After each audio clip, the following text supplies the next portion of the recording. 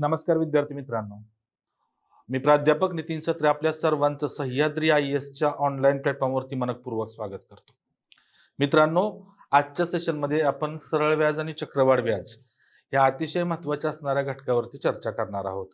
अगदी बेसिक सरळ व्याज म्हणजे नेमकं काय, चक्रवाढ व्याज म्हणजे नेमकं काय, त्या दोघांमधलं रिलेशन काय आहे, त्याच्यावरचे प्रश्न कोणकोणत्या टाईपचे विचारले जातात, अगदी बेसिक पासून त्याच्या कॉन्सेप्ट पासून ते अगदी एक्झामला आलेल्या प्रश्नांपर्यंत आपण सर्व आजच्या या सेशनमध्ये पाहणार आहोत. ओके, तर चला मित्रांनो, जास्त वेळ न लावता आपण स्टार्ट करू.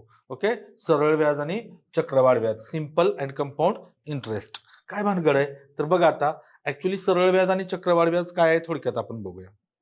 सरळ व्याज बँकिंगच्या क्षेत्रात किंवा आपण आपल्या दैनंदिन जीवनात, तुमच्या घरात तुम्ही नाही म्हटलं तर तुमच्या वडिलांनी वगैरे कर्ज काढलं असेल किंवा बँकेत पैसे ठेवले असतील तर त्याच्यावरती व्याज मिळतं. बँकेत पैसे ठेवले असतील तर त्याच्यावरती व्याज आपल्याला मिळतं. आपण जर कर्ज काढलं असेल तर आपल्याला त्याचं व्याज द्यावं लागतं. बरोबर, हे सिंपल आहे. म्हणजे आपल्या दैनंदिन जीवनातला हा घटक आहे. आणि मग याच्यावरती प्रश्न कशा प्रकारे विचारले जातात. सरळ व्याज म्हणजे नेमकं काय तर बघा, सरळ व्याज म्हणजे काय तर एखादी रक्कम बँकेमध्ये ठेवली समजा, तर काही कालावधीनंतर त्या रकमेवरची एक्स्ट्रा मिळणारी रक्कम म्हणजे सरळ व्याज असतं.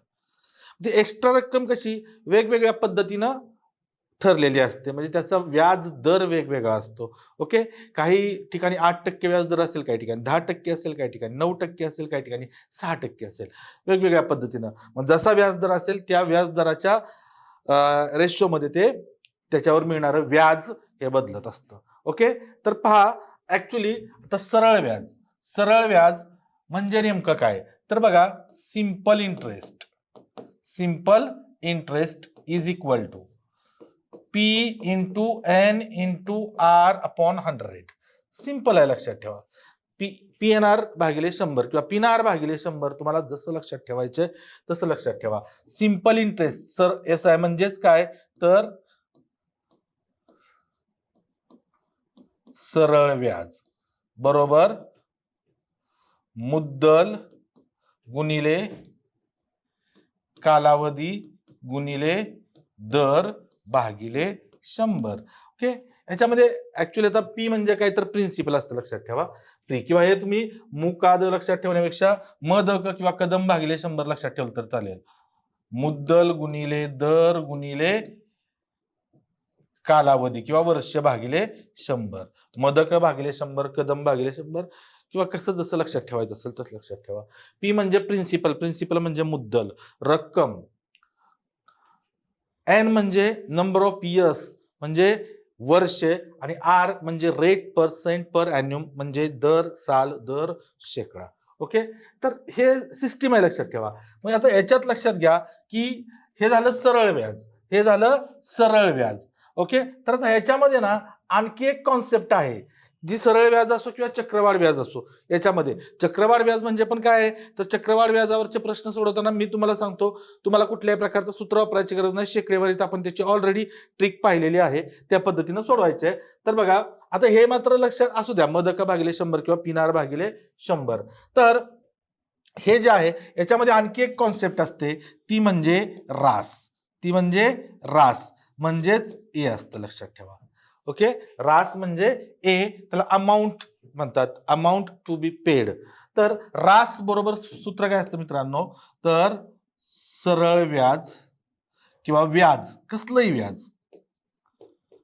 व्याज प्लस मुद्दल.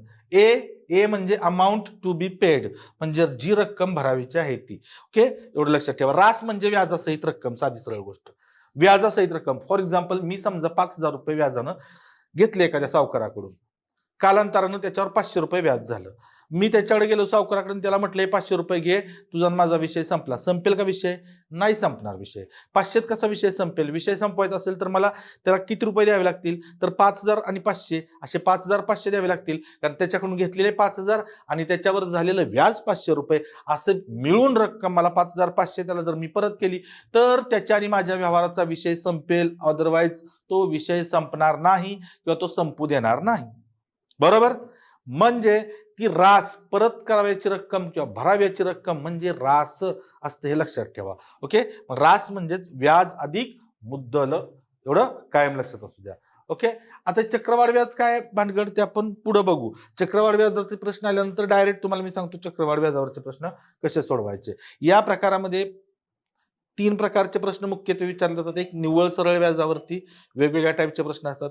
एक निव्वळ चक्रवाढ व्याजावरती प्रश्न विचारतील आणि दुसरे सरळ व्याज आणि चक्रवाढ व्याज यांच्यावर हे मिक्स असणारे प्रश्न विचारले जातील. ओके, तर पहिला प्रश्न पहिल्या टाईप मधला काय बघा.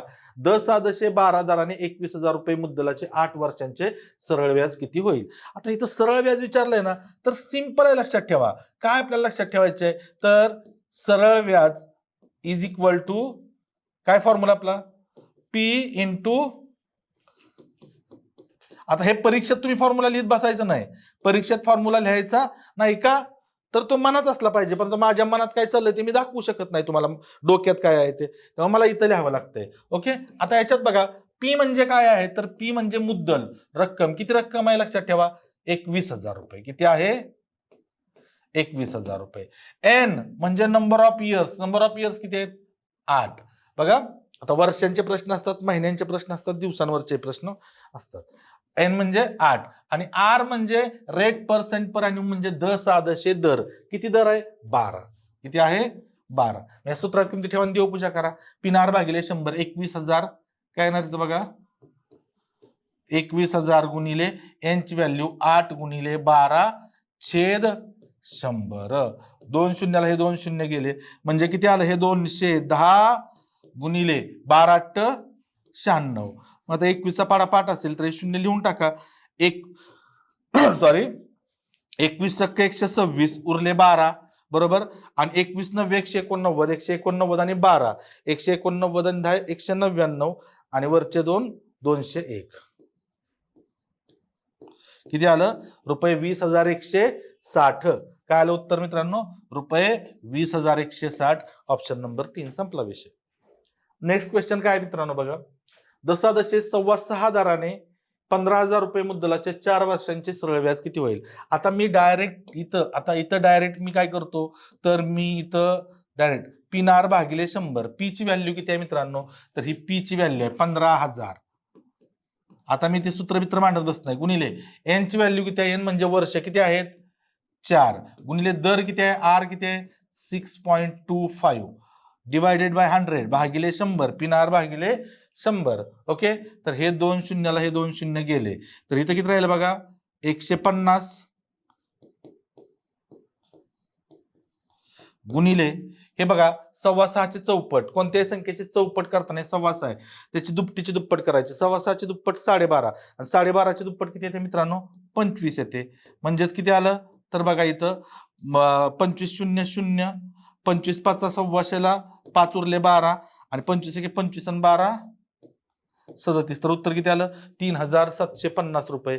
3,750 म्हणजेच काय आलं मित्रांनो, ऑप्शन नंबर 2 हे उत्तर आलं आपलं.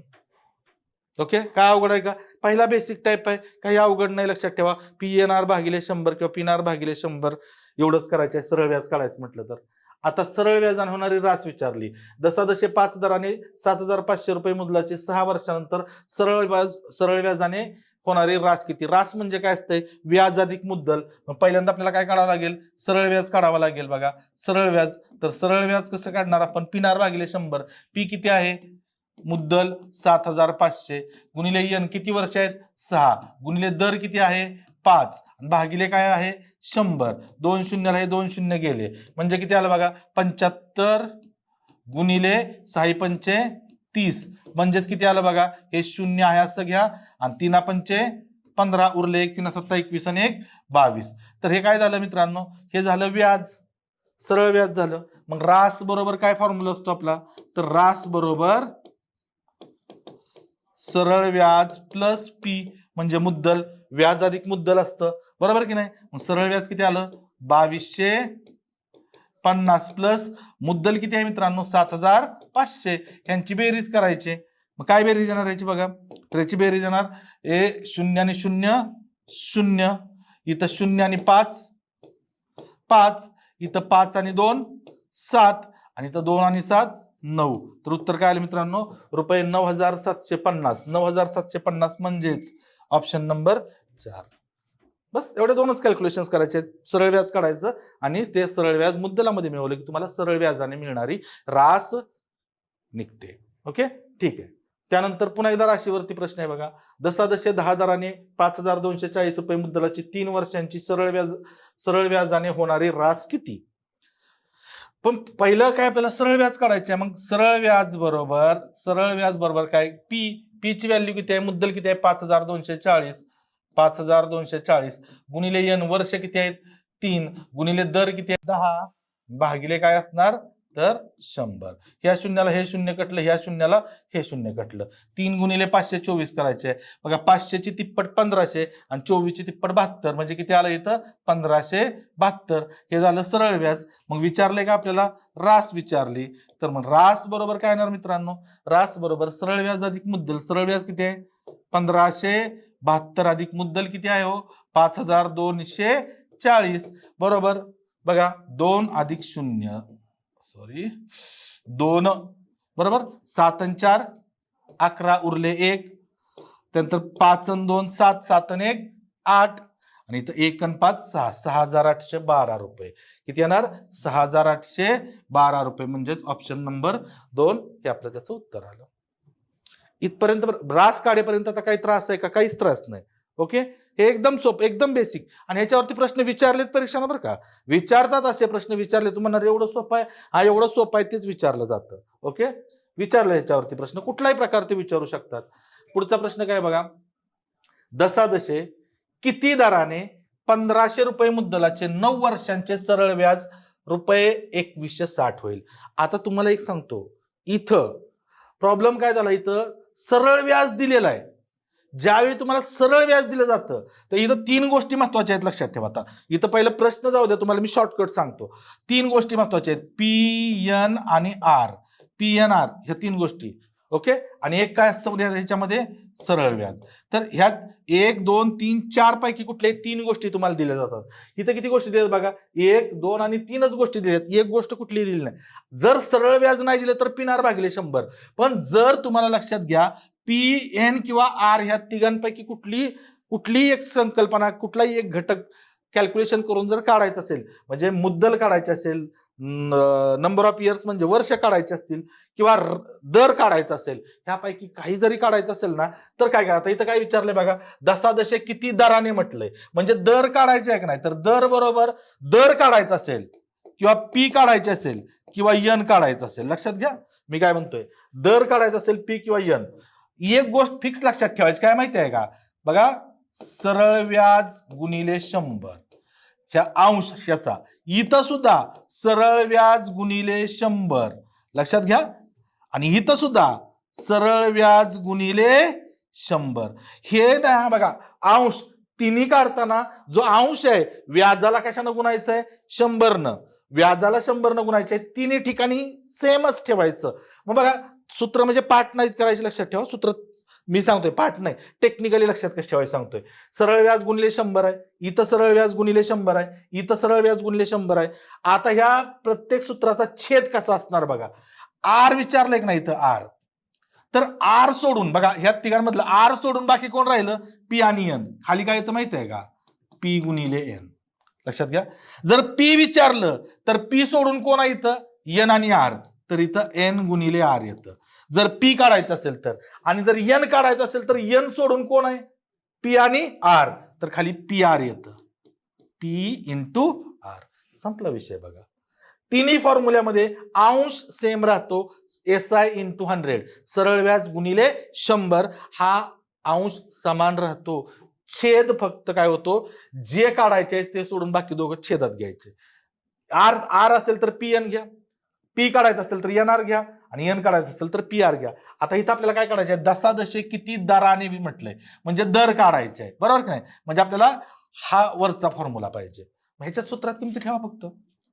काय ठेवणार सूत्रात किमती, सरळ व्याज किती दिलंय बघा, सरळ व्याज किती दिलंय 2160 बरोबर का, गुणिले 100, सरळ व्याज दिले 2160 गुणिले 100, आणि भागिले पी गुणिले एन. पी म्हणजे काय तर रक्कम, मुद्दल, किती मुद्दल आहे इथं 1500, आणि गुणिले n म्हणजे वर्ष. वर्ष किती दिले होते त्यांनी? किती दिलेत? 9 वर्ष. ओके, मग आता हे घालवून टाका वाटलं तर इथं ह्या शून्याला हे शून्य, ह्या शून्याला हे शून्य. ओके, इथं 9 एक्के 9, 9 दुने 18 उरले 3, 9 चोक 36. इथं 5 त्रिक 15, 5 दुने 10, 3 एक्के 3 आणि 3 8 24. तर किती आलं बघा? 8 दुने किती आलं? 16 आलं. किती आलं? 16. तर किती दर लागेल हो? तर 16% दर लागेल. किती? 16%. हे आपलं काय येणार? उत्तर येणार. संपलं का? एवढंच. हे 3 फॉर्म्युले आहेत. ओके, म्हणजे उत्तर काय आलं? 16%.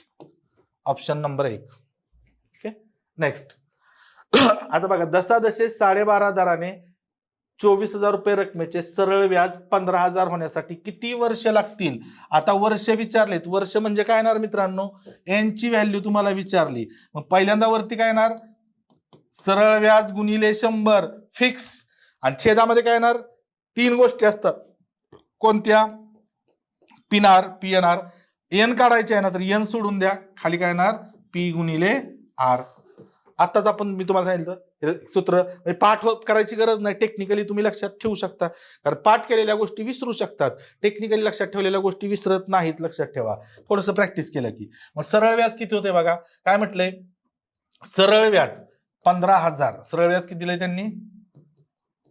15,000 गुणिले 100 आणि भागिले पी ची व्हॅल्यू किती दिली? पी ची व्हॅल्यू किती आहे? 24,000 रुपये. किती आहे? 24,000 गुणिले दर किती आहे? दर आहे 12.5. 12.5. ओके, तर आता बघा एक गोष्ट लक्षात घ्या. ह्या 3 शून्याला हे 3 शून्य कटली. इथला मी जर पॉइंट घालवून टाकला, इथं 125 केलं, तर इथं वरती काय होणार? एक शून्य वाढणार. ओके, ठीक आहे. मग आता इथं बघा, 25 5 125, 25 चोक 100 आणि हे शून्य. इथं बघा 8 8 45, 8 त्रिक 24, 5 एक्के 5, 5 त्रिक 15, 3 एक्के 3, 3 एक्के 3. काय राहिलं फक्त? ओनली काय राहिलं? 5 राहिलं. किती राहिलं? 5. म्हणजे किती वर्ष लागतील? 5 इयर्स. 5 वर्ष. म्हणजेच ऑप्शन नंबर 2 हे आपलं फायनल आन्सर असेल. 5 वर्ष लागतील. नेक्स्ट.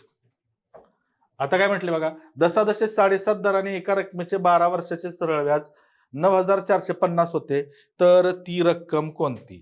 तर ती रक्कम, आता रक्कम विचारलंय, लक्षात ठेवा. रक्कम म्हणजे काय विचारलंय तुम्हाला?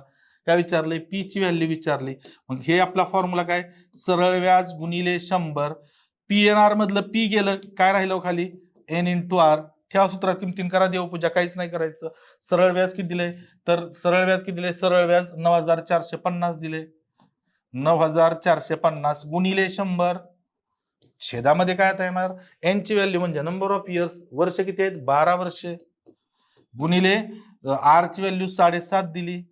बरोबर का?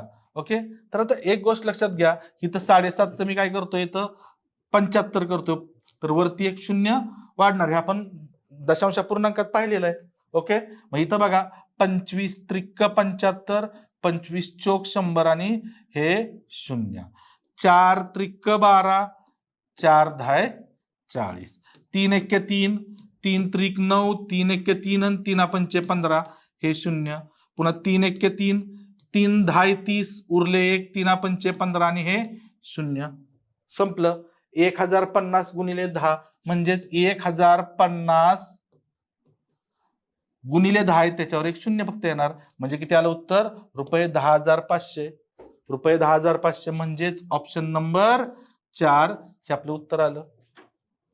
समजलं मित्रांनो? इथपर्यंत तुम्हाला आतापर्यंत काही गोंधळ नाही किंवा गोंधळ होण्यासारखा कोणताही विषय नाही आतापर्यंत. ओके ओके, म्हणजे आता आपण काय पाहिलं बघा, सरळ व्याज कसं काढायचं. ज्यावेळेस तुम्हाला पी ची, एन ची आणि आर ची व्हॅल्यू दिली जाते, सरळ व्याज काढता येतं. पी ची, एन ची आणि आर ची व्हॅल्यू दिल्यानंतर तुम्हाला सरळ व्याजाने होणारी रास कशी काढायची ते आपण पाहिलं. बरोबर. आणि सरळ व्याज आणि पीएनआर पैकी कोणत्याही 2 गोष्टी दिल्या, तर पीएनआर पैकी कुठली एक गोष्ट तुम्हाला काढता येते, त्याची पण मी टेक्निकली कसं सांगितलं काढायचं ते लक्षात आलं असेल. ओके, आता बघा पुढचा प्रश्न काय आहे. आता दशे टाईप 1च चाललाय आपला बरं का. टाईप 1 सरळ व्याजावरचेच प्रश्न चालले. द 6 दराने 15,400 रुपये मुद्दलाचे 9 महिन्यांचे सरळ व्याज किती होईल लक्षात घ्या. मग आपला फॉर्म्युला काय आहे मित्रांनो, आपला फॉर्म्युला काय आहे, simple interest is equal to P into N into R upon 100 असा फॉर्म्युला आहे. पण जर समजा प्रश्न महिन्यांवरती विचारला, प्रश्न कशावरती विचारला, महिन्यांवरती विचारला, तर आपल्याला एक गोष्ट माहिती आहे लक्षात घ्या की एक वर्ष बरोबर किती महिने असतात, किती महिने असतात, 12 महिने असतात की नाही, एवढंच लक्षात ठेवा. जर प्रश्न महिन्यांवरती विचारला ना तर इथं छेदात फक्त गुणिले 12 घ्यायचं. का 12 घ्यायचं, तर जो दर असतो तो द 6 असतो लक्षात ठेवा.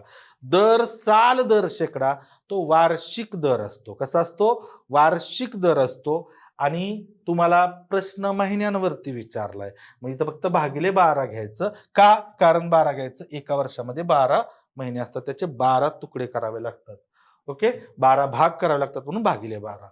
ओके, बघा आता मग सूत्रात ते ठेवा इथं आणि काहीच नाही करायचं. पी ची व्हॅल्यू काय, पी म्हणजे मुद्दल 15,400, 15,400. एन ची व्हॅल्यू म्हणजे नंबर ऑफ इयर्स म्हणजे वर्ष, पण आता इथं कालावधी म्हणायचं, जे काय ऑलरेडी 9 महिने लक्षात ठेवा. ही पी ची व्हॅल्यू आहे, ही एन ची व्हॅल्यू आहे आणि हा काय आहे मित्रांनो, आर आहे. आर किती आहे, 6 आहे, भागिले 100 गुणिले 12. या 2 शून्याला हे 2 शून्य कटले, 6 एक्के 6 आणि 6 दुने 12, बे एक बे, इथं बे 7 14 उरले एक, बे 7 14.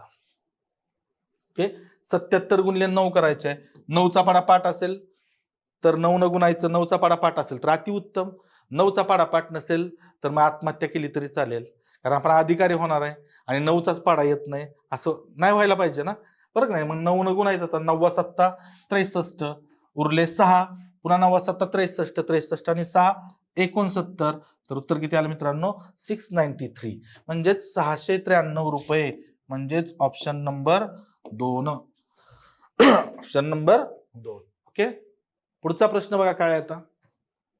आता प्रश्न काय बघा, द 7.3 दराने 22,500 रुपये मुद्दलाचे 120 दिवसांचे सरळ व्याज किती होईल.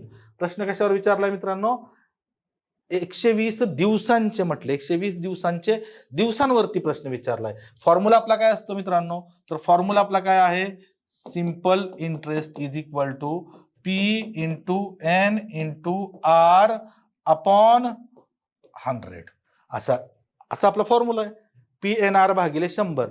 पण जसा महिन्यांवरती प्रश्न आला तर आपण इथं गुणिले 12 घेतोय. आता प्रश्न आहे दिवस, प्रश्न आहे दिवसांवरती, तुमच्या लक्षात आला असेल आता काय करायचं आहे ते, कारण दिवस आता का, तर हे दशादशा असतंय, जसं एका महिन्यात एका वर्षात 12 महिने असतात म्हणून आपण मगाशी भागिले 12 घेतलं. आता एका वर्षात बघा, एका वर्षात किती दिवस असतात हो, 365 दिवस असतात. किती असतात, 365. एखादा म्हणेल लीप वर्षात 366 दिवस असतात, असं तूच बुद्धिमापन मध्ये शिकवतो. आता 366 जरी असलं तरी आपण 365च पकडायचं. एका दिवसाचं व्याज अगदी यत्किंचित असतं ते त्याच्यात, त्यामुळं 365 दिवसच पकडून चालायचं आपण वर्षाचं, कारण 366 दिवसांचं जे वर्ष आहे ते 4 वर्षातून एकदाच येणार असते. ओके, ठीक आहे बघा. तर आता इथं एक वर्ष बरोबर किती आहे मित्रांनो, 365 डेज, 365 आहे की नाही, तर इथं फक्त मग गुणिले काय करायचं, 365 करायचं. कधी 365 करायचं मित्रांनो, ज्यावेळी प्रश्न दिवसांवरचा प्रश्न विचारला असेल तर. रेअरली प्रश्न विचारला जातो, पण विचारला जाऊ शकतो, विचारले गेले त्याच्या अगोदर प्रश्न, पुढेही भविष्यात तो विचारला जाऊ शकतो. ओके, मग आता इथं बघा पी ची व्हॅल्यू काय आहे, तर लक्षात घ्या, ही पी ची व्हॅल्यू आहे, ही एन ची व्हॅल्यू आहे आणि ही काय आहे, आर ची व्हॅल्यू. आता पी ची व्हॅल्यू किती आहे, 22,500 गुणिले एन ची व्हॅल्यू किती आहे, 120 गुणिले आर ची व्हॅल्यू किती आहे, 7.3 आणि डिवायडेड बाय 100 इंटू 365. ओके, आता इथं लक्षात घ्या, इथं एक टिकली आहे दशांश चिन्ह, ते घालवू शकतो आपण, बरोबर. ह्या शून्याला हे शून्य गेलं, बरोबर की नाही. जर ही टिकली मी घालवली तर काय होणार, इथे एक शून्य वाढणार. बरोबर नाही, खाली एक शून्य वाढेल, ह्या शून्याला मी हे शून्य घालवू शकतो. आता 365 आणि इथं 225 आहे, भाग देऊया आपण. दोघांना 5 ने भाग जातोय, बरोबर नाही. इथं 5 7 35, 5 7 35, उरले 1, 5 त्रिक 15, इथं 5 चोक 20, उरले 2, 5 5 25, आणि ह्या 73 ला हे 73 कट झालं, म्हणजे 45 गुणिले काय आलं मित्रांनो, 12 आलं. 45 गुणिले 12, 12 न गुणायचं आहे, तर 12चा पाडापाठ असतो आपला.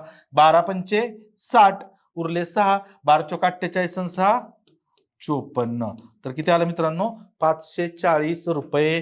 म्हणजेच ऑप्शन नंबर 4. ऑप्शन नंबर 4 हा टाईप 1 चाललाय आपला, टाईप 1 लक्षात ठेवा. म्हणजे टाईप 1 मधले जे प्रश्न प्रकार आहेत ते तुम्हाला समजले असतील.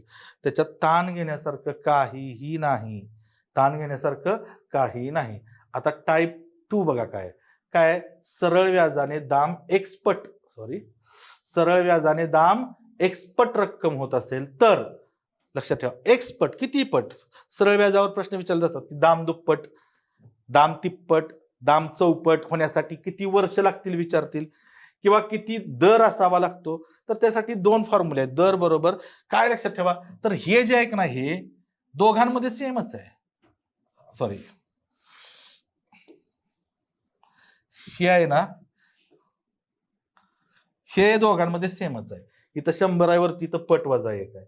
आणि इथं जर दर विचारला तर खाली वर्ष घ्यायची, आणि वर्ष काढायचे असेल तर खाली काय घ्यायचं, दर. अल्टरनेट करायचं आहे फक्त. काय अवघड आहे का. 100 भागी दर काढायचा असेल तर 100 भागिले वर्ष, आणि पुढचं गुणिले पट वजा 1. पट म्हणजे दुप्पट असेल तर 2 पटीची किंमत घ्यायची, चौपट असेल तर 4 पटीची किंमत घ्यायची, 5 पट असेल तर 5. इथं पट तसंच आहे. वर्ष काढायचे असेल तर 100 भागिले दर घ्यायचं, दर काढायचा असेल तर 100 भागिले वर्ष, पट वजा 1, पट वजा 1 दोन्ही ठिकाणी आहे. ओके, ह्याच्यावर कसा प्रश्न असतो बघा. दशादशे किती दराने, दर 4250 रुपये मुद्दलाची सरळ व्याजाने दाम दुप्पट 5 वर्षात दाम दुप्पट होईल. दर विचारला इथं किती दराने, मग आपलं काय बघा फॉर्म्युला, दर बरोबर 100 भागिले वर्ष घ्यायचे खाली. वर्ष किती आहे तो 5, गुणिले पट वजा 1, पटीची किंमत किती आहे दुप्पट, म्हणजेच 2 वजा 1, संपला विषय. इथं काय होणार बघा की 5 एक्के 5, 5 दुने 10 हे 0, आणि 2 वजा 1 किती, 20 गुणिले 2 वजा 1 म्हणजेच 1, म्हणजेच काय आलं उत्तर 20. दुप्पट असेल ना तर हे पुढचं घ्यायची पण गरज नाही, कारण 2 वजा 1 दुप्पट, 2 वजा 1 गुणिले 1 ना काही फरक पडत नाही उत्तरात. ओके, म्हणजे उत्तर किती आलं मित्रांनो, ऑप्शन नंबर 3 20. नेक्स्ट क्वेश्चन पहा. दशादशे किती दराने 2150 रुपये मुद्दलाची सरळ व्याजाने 12 वर्षात चौपट रक्कम होईल. 12 वर्षात चौपट दरच विचारलाय तुम्हाला, रकमेची किंवा मुद्दलाची पीची गरज इथं पडत नाही, लक्षात ठेवा या प्रकारामध्ये.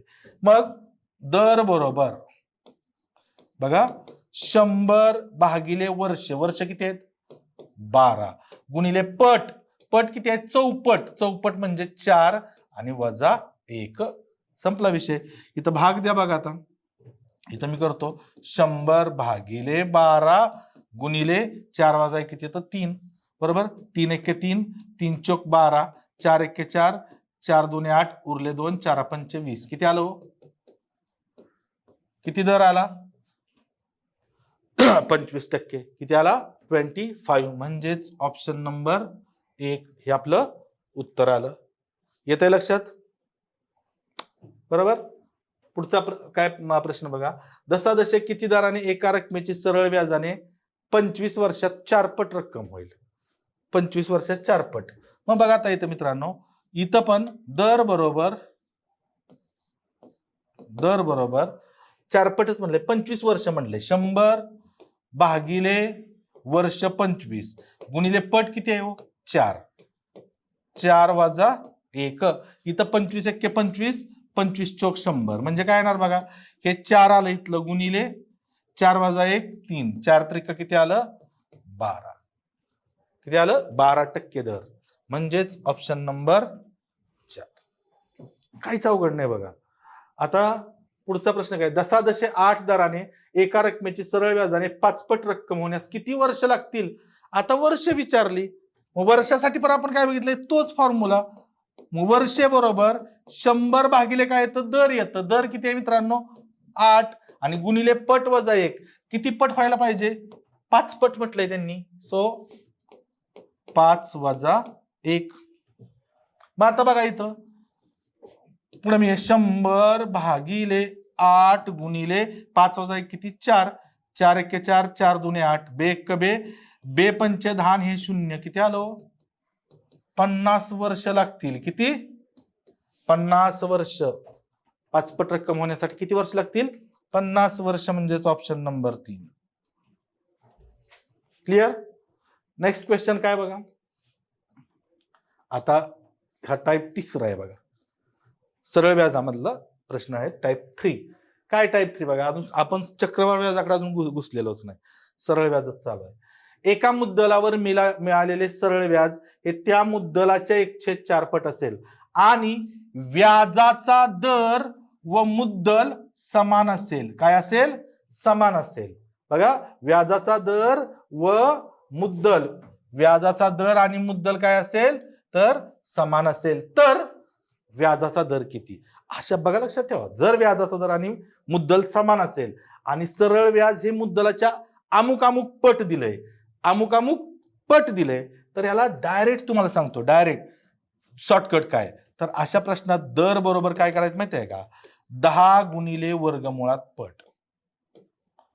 एवढंच करायचं, 10 गुणिले वर्गमुळात, पटीचं वर्गमूळ काढायचं, बस, विषय संपला. मग बघा आता इथं हे 10 गुणिले पटीचं वर्गमूळ म्हणजे पट किती आहे, पटीची किंमत किती, 1/4 आहे, बरोबर का, 1/4. ओके. मग इथं काय येणार बघा मित्रांनो, हे 10 गुणिले, आता हे आपण करणीमध्ये पाहिलंय, करणी चिन्हात 1/4 असेल तर 1चं वर्गमूळ किती, 1, आणि 4चं वर्गमूळ 2, बे 1 बे, बे 5 10, किती आलं उत्तर, दर बरोबर किती आला, 5%. किती आला, 5%. म्हणजेच ऑप्शन नंबर 2 उत्तर आलं. काय आलं, ऑप्शन नंबर 2. नेक्स्ट क्वेश्चन काय पहा, एका मुद्दलावर मिळालेले सरळ व्याज हे त्या मुद्दलाच्या 9/25 पट असेल आणि व्याजाचा दर व मुद्दल समान असेल, तर व्याजाचा दर किती, आता सांगितलं आपण, तोच प्रश्न आहे. दर बरोबर 10 गुणिले वर्गमुळात पट, बस, एवढी शॉर्टकट वापरायची.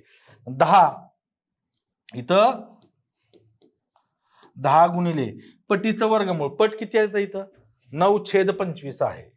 किती आहे, 9/25. मग इथं काय येणार मित्रांनो, 10 गुणिले 9चं वर्गमूळ 3 आणि 25चं वर्गमूळ 5, बरोबर का. मग 5 1 5, 5 2 10, बेत्रिका किती आलं, 6%. किती आला व्याजदर, 6%. Option number 3, 6%. संपला विषय. डायरेक्ट शॉर्टकटनं उत्तर काढायचं, ताण घ्यायचा नाही. आता टाईप 4. यात थोडस लक्ष असू द्या, कारण ह्याच्यावरती प्रश्न विचारलेत आणि हे सोपं असतो प्रश्न प्रकार, जास्त ताण देणारा नसतो. बघा, एका रकमेची सरळ व्याजाने 6 वर्षांची रास ₹7,600 होते आणि 8 वर्षांची राशी ₹8,100 होते.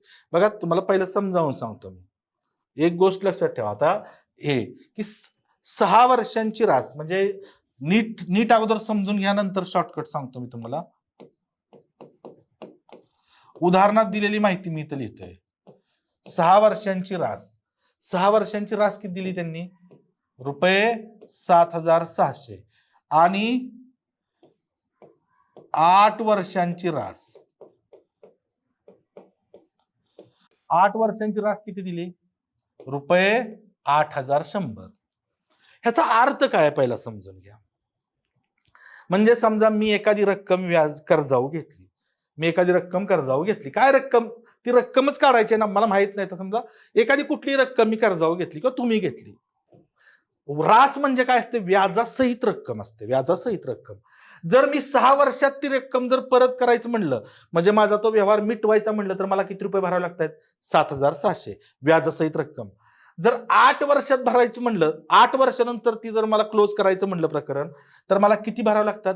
8,100. का बरं? मला पहिलं 7,600 भागत होतं, परत 8,100 लागतायत. म्हणजे रक्कम वाढली की नाही? इथं रक्कम वाढली. म्हणजे कशामुळे रक्कम वाढली? तर मी 6च्या ऐवजी 8 वर्षानंतर क्लोज करतोय. मग ह्या 6च्या ऐवजी 8 म्हणजे डिले किती झालं हो इथं? किती वर्ष डिले झालं? किती वर्ष डिले झालं? 2 वर्ष लेट झालं. मग त्याच्यामध्ये किती रक्कम वाढली? 2 वर्षात किती रक्कम वाढली लक्षात ठेवा. 2 वर्षात तर 7,600चं 8,100 म्हणजे 500 रुपये वाढले माझे. 2 वर्षात किती रक्कम मला एक्स्ट्रा भरावी लागली? 500. ही वाढलेली रक्कम म्हणजे काय असते माहिती आहे? रास वाढणे म्हणजे व्याज वाढतं, फक्त लक्षात ठेवा. रास वाढणं म्हणजे काय? फक्त व्याज वाढतं, बाकी दुसरं काही होत नाही. राशीमध्ये वाढ होते. म्हणजे बघा, 6 वर्षात जर मी रक्कम फेडायची म्हटलं तर 7,600 माझं काम झालं असतं. पण मला 8 वर्ष लावल्यामुळे मला 8,100 भरावे लागले. म्हणजे मला 500 रुपये एक्स्ट्रा भरावे लागले. 500 एक्स्ट्रा भरावे लागले म्हणजे 500 रुपये व्याज वाढलं. किती वर्षांचं? किती वर्षांचं मित्रांनो? 2 वर्षांचं व्याज. 2 वर्षांचं व्याज किती झालं? 2 वर्षांचं व्याज किती झालं? 500 रुपये. 2 वर्षांचं व्याज किती झालं? 500. हे पहिलं समजून घ्या. हे समजलं की मग तुम्हाला त्रास होणार नाही. आलं लक्षात? हे एवढं लक्षात आलं. मग आता बघा, मला सांगा, हे जर लक्षात आलं एकदा, म्हणजे प्रत्येक वेळी तुम्हाला हे लक्षात येण्यासाठी तुम्हाला हे सगळं लिहावं किंवा मांडावं लागत नाही. हे सगळं लिहावं किंवा मांडावं लागत नाही. हे फक्त तुम्हाला एकदा लक्षात ठेवायचं आहे. डोक्यात तो प्रोग्राम फिट झाला की आपोआप लक्षात येतं. म्हणजे जर 6 वर्ष आहे, इथं 8 वर्ष आहे. म्हणजे 2 वर्षात किती झालं? 2 वर्षात 7,600 आणि 8,100 यातला फरक किती आहे बघा? 8,100 वजा 7,600 म्हणजे किती आलं? 500 रुपये. 2 वर्षांचं. मग मला सांगा, 2 वर्षांचं 500 तर एका वर्षाचं किती असणार हो? एका वर्षाचं किती असणार? 250 असणार की नाही? 2 वर्षाचं 500 म्हणजे एका वर्षाला किती असणार? 250. आता मला सांगा, एका वर्षाला 250 आहे, तर 6 वर्ष, इथं 6 वर्ष दिले की नाही? 6. मग 6 वर्षाचं व्याज किती असणार हो? 6 वर्षाचं गुणिले 6, 25 सक्क 150 आणि हे 0 म्हणजे 1,500 रुपये व्याज असणार. 1,500 व्याज काय असणार? कितीचं? 6 वर्षाचं 1,500 व्याज आहे. आणि 6 वर्षाची रास किती आहे हो? 7,600. रास म्हणजे व्याजासहित रक्कम. म्हणजे 7,600 मी फक्त व्याज वजा केलं 1,500. तर किती राहणार? 7,600 जर 1,500 वजा केलं तर 6,100. आलं ना माझं उत्तर? आलं की नाही उत्तर? म्हणजे तोंडी उत्तर येतं. पण कधी? हे समजल्यानंतर. हे समजल्यानंतर तुम्ही तोंडी उत्तर काढू शकता. मग आता बघा, इथं तुम्ही फक्त एवढं मोठं एक्सप्लेनेशन दिल्यामुळे तुम्हाला वाटणार हे खूप मोठं आहे काहीतरी. काही मोठं नाही, लक्षात ठेवा. काही मोठं नाही. आता बघा, 6 वर्षांची रास किती आहे? 7,600 आणि 8 वर्षांची रास किती आहे? 8,100. म्हणून लक्षात ठेवा, 2 वर्षांचे व्याज, 2 वर्षांचं व्याज बघा, 2 वर्षांचं व्याज किती असणार आहे? 8,100 वजा 7,600. ह्या दोघांमधला फरक, जी वाढलेली रक्कम म्हणजे किती हो? 500. मग 2 वर्षांचं व्याज असेल तर मी काय करतो बघा, इथं 6 वर्षांचं व्याज, डायरेक्ट 6 वर्षांचं व्याज काढतो ना. आता मी 6 वर्षांचं व्याज का काढलं? तर मला 6 वर्षाची रास दिली. 6 वर्षांचं व्याज किती असणार? 3 पट आहे, ह्याच्या 3 पट. 500 गुणिले 3 म्हणजे किती असणार? 1,500 रुपये, बरोबर नाही? आणि 6 वर्षांची रास, 6 वर्षांची रास किती आहे हो? 7,600 रुपये. 6 वर्षांची रास ही ऑलरेडी उदाहरणात दिली, 7,600 रुपये. म्हणून मला काय काढायचंय? रक्कम काढायची, म्हणजे मुद्दल काढायचे. सो मुद्दल बरोबर काय असतं? रास वजा व्याज. मग रास 6 वर्षाची घेतली तर व्याज पण 6 वर्षाचं घ्यायचं. मग 6 वर्षाची रास किती आहे? 7,600 वजा 6 वर्षाचं व्याज किती आहे? 1,500. मग किती येणार इथं बघा? 2 शून्य 2 शून्य आहेत, 2 शून्यच राहणार. ओके, 6तून 1 गेलं, सॉरी 6तून 5 गेलं 1 आणि 7तून 1 गेलं 6. तर उत्तर किती आलं? 6,100 रुपीज. सो ऑप्शन नंबर 3 उत्तर आलं, 6,100. लक्षात? त्यानंतरचा पुढचा प्रश्न बघा, एका रकमेची सरळ व्याजाने 2 वर्षांची, आता बघा 2 वर्षांची रास किती आहे? 5,800. हा प्रश्न तर एक्झामला बऱ्याच वेळा येऊन गेलाय, बऱ्याच सरळ सेवांना वगैरे येऊन गेलेला प्रश्न, इव्हन का ह्याला पण येऊन ग्रुप बी ला पण येऊन गेलेला हा प्रश्न. ओके, एका रकमेची सरळ व्याज आणि 2 वर्षांची रास किती आहे 5,800 आणि 5 वर्षांची रास किती आहे 7,000. मला सांगा हे 2 वर्ष आणि 5 वर्षात किती वर्षाचा फरक पडतोय 3. मग मी डायरेक्ट इथं बघा 3 वर्षांचे व्याज घेतो. 3 वर्षांचं व्याज काय असणार ह्या दोघांमधला वाढलेला 5,800 आणि 7,000 मध्ये वाढलेली 5,800 पासून ते 7,000 पर्यंत कितीची वाढ होते 1,200. किती होते 1,200 3 वर्षांचं.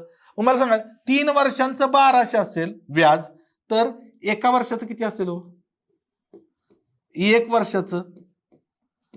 वर्षाचं व्याज किती असेल तर 1,200 भागिले 3 म्हणजेच 400 आणि 2 वर्षांचं व्याज किती असेल 2 वर्षांचं व्याज किती असेल तर 400 गुणिले 2 बरोबर 800 बरोबर नाही 2 वर्षांचं व्याज. आता मी काय करतो इथं बघा 2 वर्षांची रास घेतो. 2 वर्षांची रास कुठून घेणार तर ऑलरेडी त्यांनी उदाहरणात दिली 2 वर्षांची रास किती दिली त्यांनी 5,800. 5 आता तोंडीच निघाल ना तुम्हाला 2 वर्षांची रास 5,800 त्यातलं व्याजच 800 आहे. 5,800 मधून 800 वजा केलं तर किती झालं 5,000. रक्कम 5,000 असणार ऑप्शन कुठला आहे हो तर हा आणि हा गेला. ओके हे 2 आहेत. ओके पण 2 आहेत त्यामुळे पुढे सोडावं लागतंय. म्हणून बघा इथं पी मुद्दल पी बरोबर काय येणार 5,800 वजा 800 रास वजा मुद्दल म्हणजे किती आलो इथं 5,000 आलं. पी ची व्हॅल्यू किती आली 5,000. मला अजून काय काढायचंय दर काढायचंय. आता दर लक्षात घ्या तर दर बरोबर सरळ व्याज गुणिले 100 आर काढायचं आहे की नाही म्हणजे इथं काय येणार पी गुणिले एन. तर बघा आता सरळ व्याज बरं आता एन आणि पी कुठलं माहिती आहे तुम्हाला किंवा सरळ व्याज कुठलं माहिती आहे तुम्हाला तर सरळ व्याज मला लक्षात घ्या मला पी ही 5,000 जे आहे की नाही पी कशावरून काढली मी 2 वर्षांची रासन 2 वर्षांचं व्याज म्हणून यांची इथं काय येणार सरळ व्याज किती आलंय माझं 5,000 आलंय 5,000 सरळ व्याज सॉरी मित्रांनो सरळ व्याज 5,000 नाही 2 वर्षांचं सरळ व्याज किती आलंय 800. 2 वर्षांचं सरळ व्याज किती आलंय 800 सरळ व्याज आलंय माझं 800 गुणिले 100 आणि भागिले पी ची व्हॅल्यू किती आली हो पी 5,000. इथं खाली काय येणार 5,000 गुणिले एन ची व्हॅल्यू. आता एन म्हणजे काय तर हे जे सरळ व्याज आले 800 हे किती वर्षांचं आहे 2 वर्षांचं आहे म्हणून इथं 2 घ्यायचं. ओके ह्या 3 शून्याला इथली 2 आणि इथलं 1 शून्य गेलं. इथं 5 दुने किती होतं 5 दुने किती होतं 10 तर हे शून्याला इथलं 1 शून्य गेलं म्हणजे किती उरलं फक्त 8. दर किती आला 8%. 8% दर असणार ऑप्शन कुठला आहे ऑप्शन नंबर 2. हा काय झाला आपला बरोबर उत्तराचा ऑप्शन 5,000 व रक्कम 5,000 आणि 8% दर. त्याच मेथडनं सोडवायचे. आता टाईप पाचवा सरळ व्याजावरतीच आहे. एक रक्कम जसाजशी काही दराने 5 वर्षासाठी बँकेत ठेवली जर व्याजदर 3% वाढवला असता तर 1,350 रुपये जास्त व्याज मिळाले असते तर ती रक्कम शोधा. शेकडेवारीत ह्याची पर्सेंटेज आपण पाहिले. आता व्याजदर 3% व्याजदर कसा आहे हो दर साल दर शेकडा प्रत्येक वर्षाचा आहे बरोबर नाही म्हणजे एका वर्षाला 3% वाढलं तर एकूण वर्ष किती येतो इथं 5%. मग बघा दरातील वाढ दर वाढ किती झाली हो 3 गुणिले 5 म्हणजेच किती 15%. 15% कशी काय 15% झाली तर व्याजदर 3% वाढवलं म्हणजे दरवर्षी 3% अशी किती वर्षांसाठी ठेवली 5 वर्षांसाठी 15% दरात वाढ झाली. त्यामुळं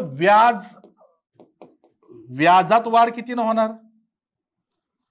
बघा व्याजामध्ये किती न वाढ झाली त्यामुळं 1,350 रुपये किती 1350 रुपये. आता हे बघा, आपण शेकडेवारीमध्ये एक निवडणुकीवर आधारित असणारे प्रश्न बघा पाहिले होते बरं का, टक्के आणि मते. तसं इथं बघा, टक्के आणि इथं रक्कम मी घेतो. तर लक्षात घ्या, 15% रक्कम, 15% वाढ झाली म्हणजे रकमेत किती वाढ झाली? 1350. सिंपल आहे बघा, 15% म्हणजे 1350. तर ती रक्कम, टक्केत रक्कम किती असणार? पूर्ण 100%. 15% म्हणजे 1350, तर 100% म्हणजे किती? आणि क्रॉस मल्टिप्लिकेशन. मग इथं एक्स ची व्हॅल्यू काय येणार मित्रांनो? एक्स बरोबर, तर एक्स इज इक्वल टू 100 गुणिले 1350, 100 गुणिले 1350, आणि एक्स ला गुणिले 15 आहे, तिकडे गेलं तर भागिले 15 होणार. हे आपण शेकडेवारीमध्ये शिकलोय शॉर्टकट ह्याची. एक्स गुणिले 15 असणार त्रिकस गुणाकारात, ते गुणिले 15 इकडे भागिले 15. 15 1 15, 15 9 135 आणि 0. 90 गुणिले 100 किती होतं? 90 वरती 2 शून्य म्हणजे 9000 रुपये. ती रक्कम किती असणार? 9000 रुपये. म्हणजेच पर्याय क्रमांक 3 काय असेल? पर्याय क्रमांक 3 हे फायनल आन्सर आहे त्याचं. नेक्स्ट, एक रक्कम जसाजसे काही दराने 4 वर्षासाठी बँकेत ठेवली. जर व्याजदर 3.5% वाढवला असता तर रुपये 2100. सेम. आता बघा की टक्केवाढ, मी व्याजदर म्हणजेच टक्केवाढ म्हणतो. किती आहे? 3.5 गुणिले 4. गुणिले 4 का मी घेतोय? तर 4 वर्षासाठी ठेवली. आणि जो व्याजदर असतो तो नेहमी दर साल दर शेकडा असतो. एका वर्षात दरवर्षी 3.5% वाढतं. म्हणजे 4 वर्षात 3.5 गुणिले 4 किती होणार? 3.5 ची चौपट. कोणत्याही संख्येची चौपट करताना तिची दुप्पट आणि पुन्हा दुप्पट करायची. 3.5 ची दुप्पट 7, 7 ची दुप्पट 14. म्हणजे इथं किती आलं? 14%. आणि रक्कम वाढ, रकमेत किती वाढ झाली? म्हणजे व्याजात किती वाढ झाली हो? 2100 रुपये. मग लक्षात ठेवा, इथं इथं मी पुन्हा तेच करतो. इथं टक्के आणि इथं रक्कम. मग लक्षात घ्या, 14% म्हणजेच 2100. तर 100% म्हणजे किती? 100% म्हणजे एकूण रक्कम. ती रक्कम शोधायची आपल्याला. ओके.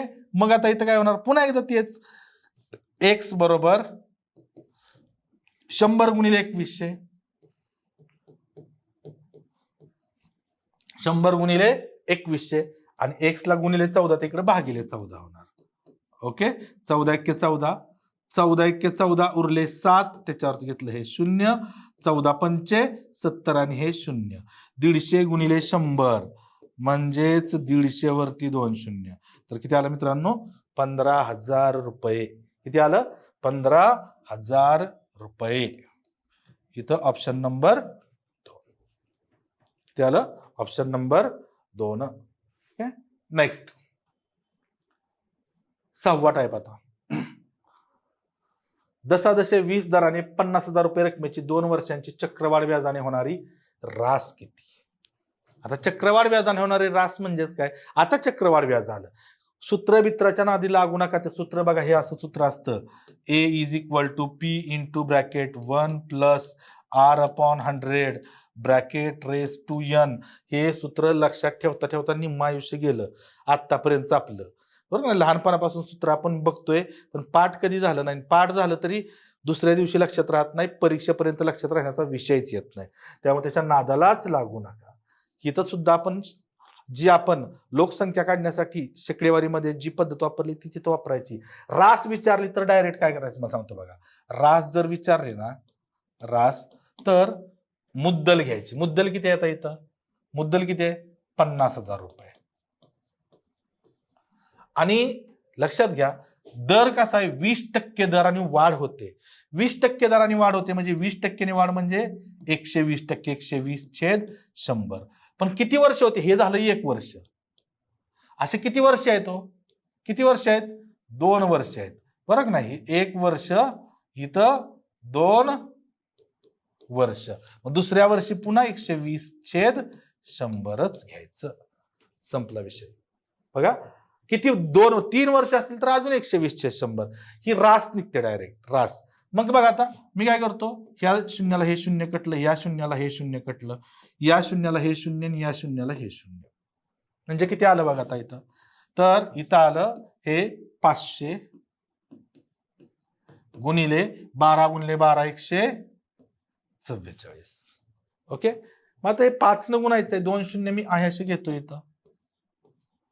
हे शेवटचे 500 वरचे 2 शून्य आहेत त्या आहे 5 न गुणतो, 5 चोक 20 उरले 2, 5 चोक 20 आणि 2 22, पुन्हा उरले 2, 5 एके 5 आणि 2 7. किती आलं मित्रांनो? 72,000 रुपये. म्हणजेच रास किती आली? ही रास झाली 72,000. जर तुम्हाला चक्रवाढ व्याज विचारलं तर मूळची रक्कम किती आहे? 50,000 आणि रास म्हणजे व्याजासहित रक्कम किती झाली? 72,000. मग ह्या मूळ मुद्दलापेक्षा वाढली कितीनं? 22,000 रुपयेनं. तर 22,000 रुपये काय असणार? त्याचं चक्रवाढ व्याज असणार. जर चक्रवाढ व्याज विचारलं तर या राशीतनं ही मुद्दल वजा करून टाकायची. 72,000तनं 50,000 तोंडी होतं ते, नाही तर वजाबाकी करा. पण ती वजाबाकी केली की तुम्हाला चक्रवाढ व्याज मिळून जातं. नेक्स्ट. ओके, एक मिनिट फक्त मला प्रयत्न करा. इथं दशादशे 5 दराने 4,000 रुपये रकमेची 3 वर्षांची चक्रवाढ व्याजाने होणार रास तुम्ही सहज काढू शकता. आता इथं सहज काढू शकता मित्रांनो. तर इथं बघा, रास बरोबर किती आहे? मुद्दल किती आहे? 4,000 गुणिले किती दर आहे? 5% म्हणजे 105/100 आणि किती वर्षांची? 3 वर्षांची आहे. पुन्हा 105/100 पुन्हा 105/100. ओके, आता बघा की इथं तुम्ही काय करू शकता, तर ह्या 3 शून्याला इथले 3 शून्य कटले, बरोबर का? आता बघा इथं तुम्ही भाग देऊ शकताय किंवा आणखी काय तुम्हाला जर करता आलं तर बघा की 5 न भाग जातोय, 5 दुने 10, इथं 5 दुने 10 5 एक्के 5, बे एक्क बे, इथं बे दुने 4, पुन्हा बघा इथं 5 दुने 10 आणि हे 0, पुन्हा 5 दुने 10 5 एक्के 5. ओके, पुन्हा 5 चोक 20, 5 दुने 10 आणि 5 एक्के 5. ओके, इथं बे एक्क बे आणि बे दुने 4. आता पॉइंट मध्ये उत्तर येणार काहीतरी, म्हणजे सगळे पॉइंट मध्ये दिले त्यांनी बघा, कारण खाली छेदात 2 राहिलं. आता 21चा तुम्हाला घन करावा लागेल. 21चा घन करावा लागेल. आता 21चा घन करताना 2चा घन किती असतो बघा, तुम्हाला सांगतो. 2चा घन 8. आता 2च्या निम्म एक आहे, तर ह्या 8च्या निम्म निम्म करत 4 संख्या लिहायच्या. 8च्या निम्मे 4, 4च्या निम्म 2, 2च्या निम्म 1 आणि मधल्या 2 संख्यांची दुप्पट 8 आणि इथं 4 ह्यांची बेरीज करायची. 1 4 आणि 2 6, 8 आणि 4 12 उरले हे 92/61 येतो.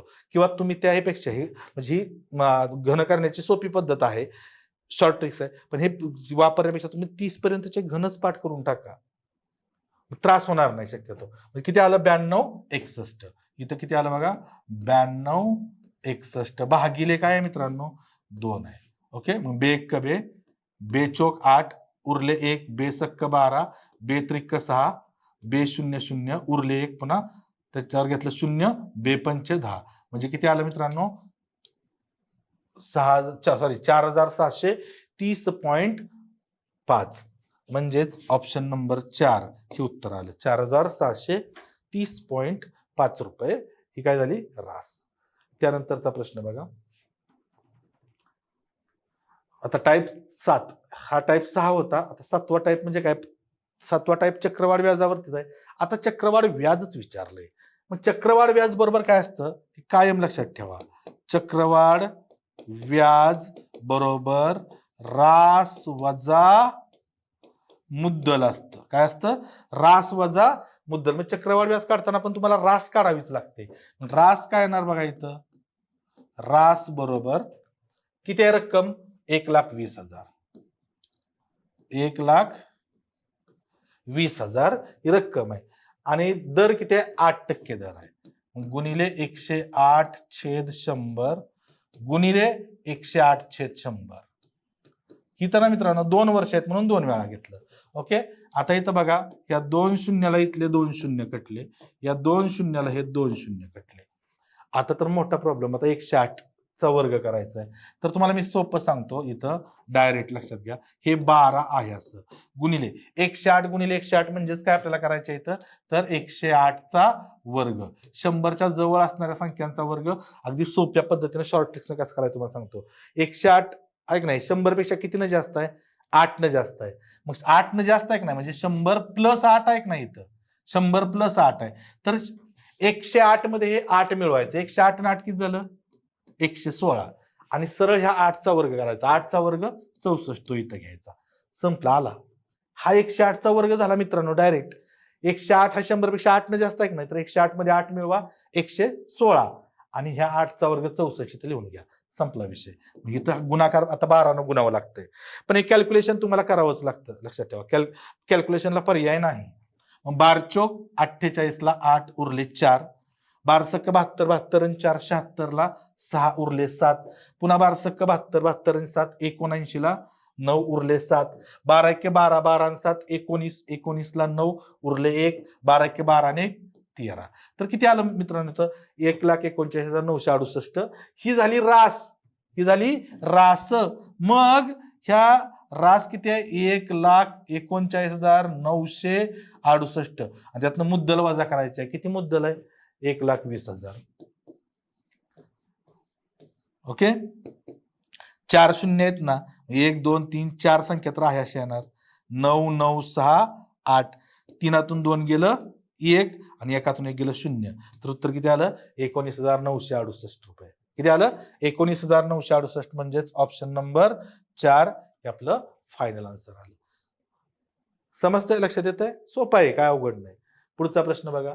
जसा जसे 10 दराने 20,000 रुपये रकमेचे 3 वर्षांच्या चक्रवाढ व्याज, आता 3 वर्षांचं विचारलंय.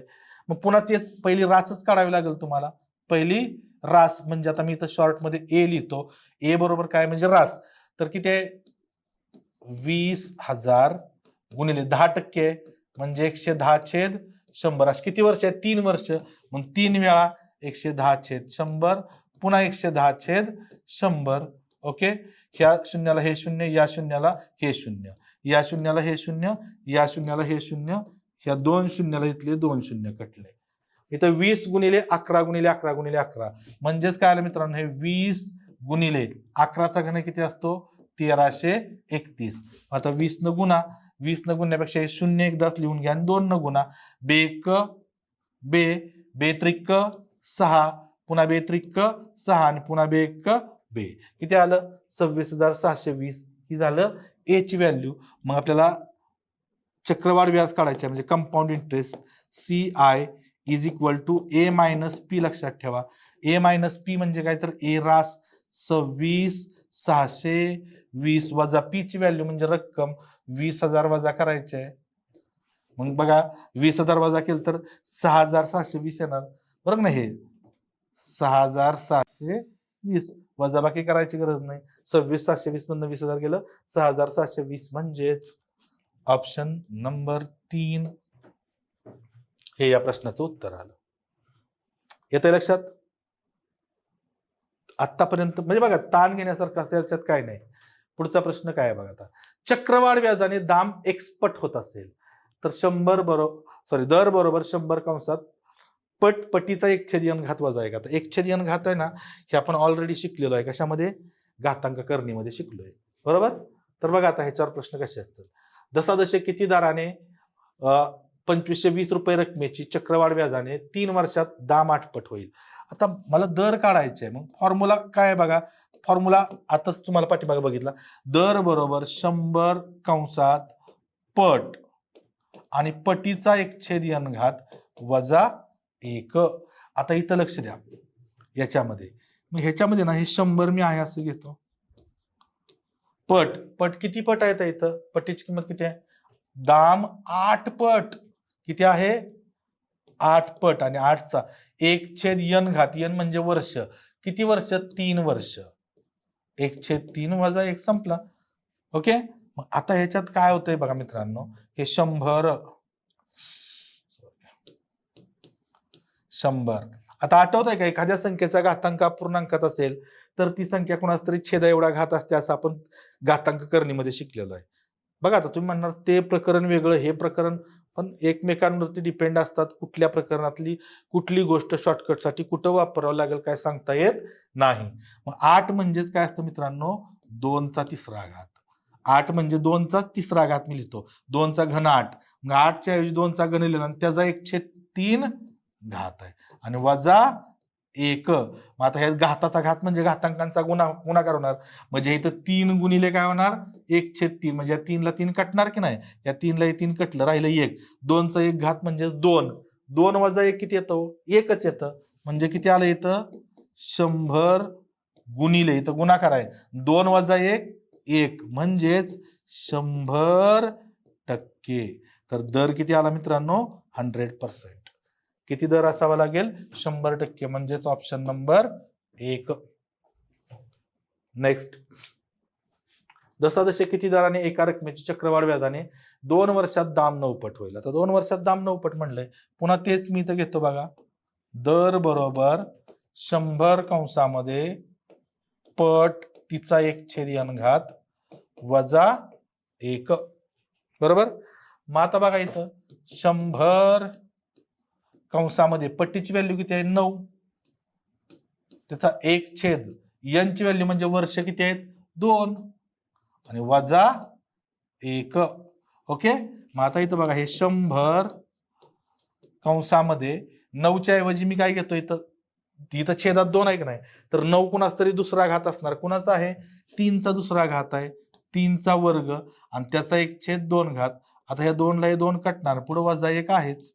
म्हणजेच काय झालं इथं, 100 कंसामध्ये 3 वजा 1. आता कंसामध्ये म्हणजेच काय असतं लक्षात घ्या, इथं गुणाकाराचं चिन्ह असतं आणि इथं 3चा 1 घात म्हणजे 3. 3 वजा 1 किती आलं, 2 आलं.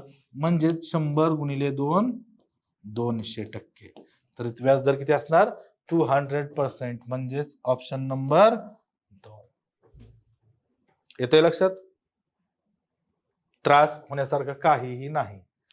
नेक्स्ट, एका रकमेची चक्रवाढ व्याजाने 3 वर्षात दाम 8 पट होते, तर त्याच रकमेची त्याच दराने 16 पट होण्यास किती वर्ष लागतील. आता लक्षात घ्या, 3 वर्षात 8 पट होते, 3 वर्षात 8 पट होते. इथं मी डायरेक्ट काय करतो माहिती आहे का, इथं एक गोष्ट लक्षात घ्या की इथं 100 कंसात काय असतं आपलं सूत्र, पट पटीचा 1/n घात वजा 1. त्यातलं ना एक गोष्ट लक्षात ठेवा, हे 100 कॉन्स्टंट व्हॅल्यू ज्या आहेत ना त्या काढून टाका. कॉन्स्टंट हे 100 कुठल्याही सूत्रामध्ये 100 ची किंमत 100च राहणार आहे आणि 1 ची किंमत 1. फक्त बदलणार काय आहे, पट आणि n ची व्हॅल्यू. पट कुठल्याही प्रत्येक उदाहरणात पटीची किंमत वेगळी देऊ शकतात.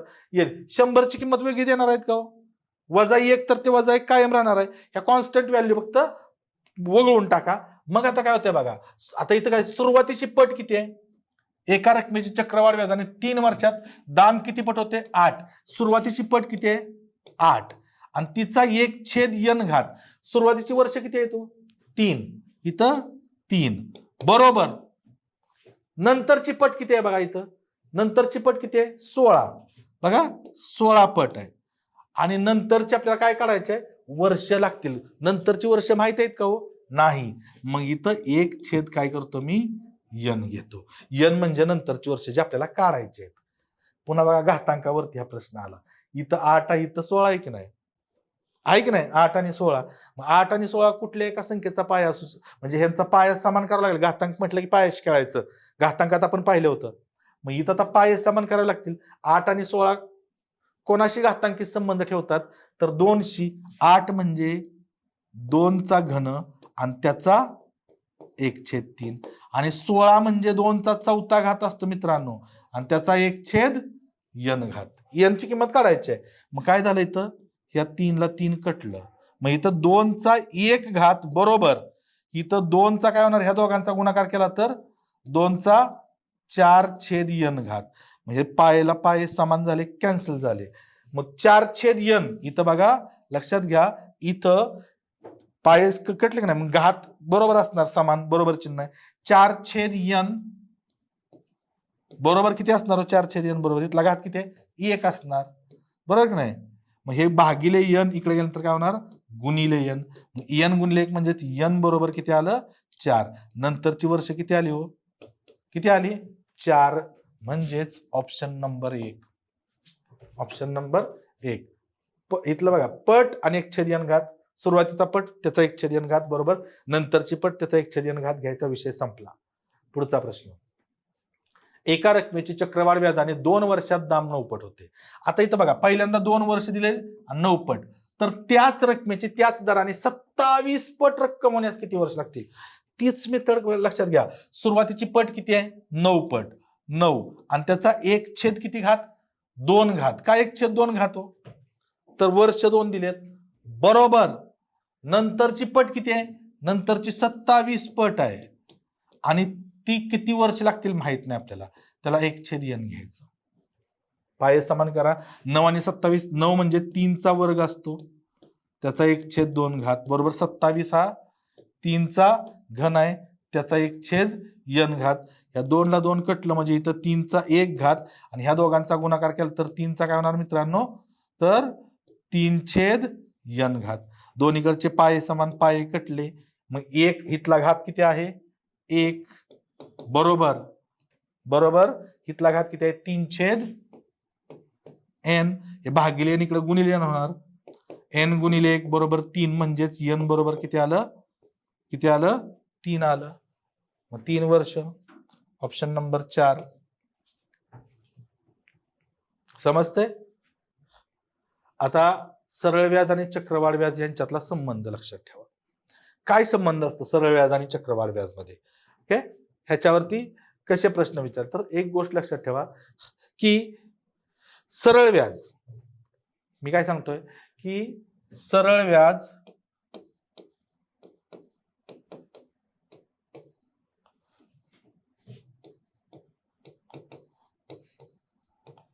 प्रत्येक वर्षी समान असते. प्रत्येक वर्षाचं सरळ व्याज समान असतं. चक्रवाढ व्याज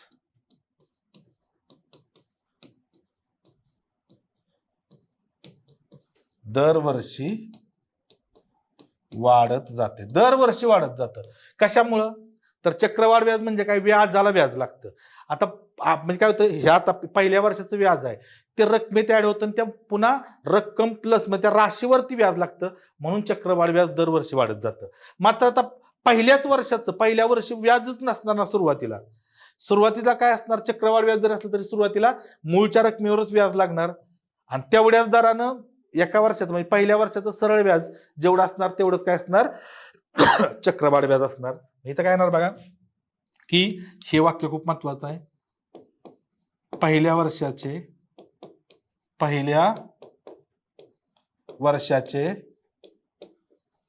चक्रवाढ व्याज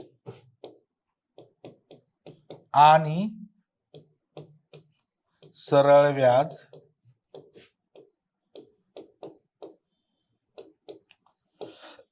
सारखेच असते. पहिल्या वर्षाचे चक्रवाढ व्याज आणि सरळ व्याज सारखेच असते. हे वाक्य खूप महत्वाचं आहे, लक्षात ठेवा. एवढ्या नोट्स फक्त लिहून घ्या. तर हा संबंध फक्त लक्षात ठेवा. याच्यावरती प्रश्न बघा. एका रकमेचे पहिल्या आणि दुसऱ्या वर्षाचे चक्रवाढ व्याज अनुक्रमे 350, 385 रुपये असेल तर व्याजाचा दर दशांश काय असेल? अशा प्रकारच्या प्रश्नांना तुम्हाला मी एक सांगतो, एक कायम लक्षात ठेवा. काय माहिती आहे का? तर पहिल्या वर्षाचे व्याज, मग ते सरळ व्याज असो किंवा चक्रवाढ व्याज, कारण ते दोन्ही समानच असतं, ला दुसऱ्या वर्षी